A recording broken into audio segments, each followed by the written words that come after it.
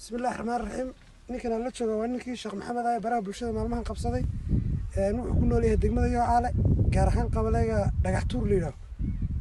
Sheekh Maxamed bal wacdigiina bilow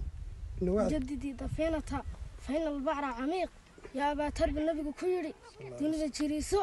بدو يكون دارتاو خلق هديك لا وأكثر الزادة سيدا نسياتسو فإن سفر فوي سفر كودار يحيى وسوقة الحملة وليس كان اسكيرا كابد الله ماري دونا وكابد أدق ويان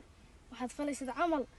كان إلهي درت أقبه كادو عمل فليس درادي وكو أركا يا عمل كان إلهي درت أقبه بالنبي كي nooga soo duub sheekh ay dhaheen marka maantana maxaan dadka u gudbinaysaa insha Allah taala bal noo سيدنا عثمان رضي الله عنه مر لي مرك قبورها يماد المدا ayaa ka yaacisay wala weydiiyay waxa lagu yiri ya Usmaan jannada naar marka laga sheekayo ma weydiide maxaa loo weydaa marka qabriga aragto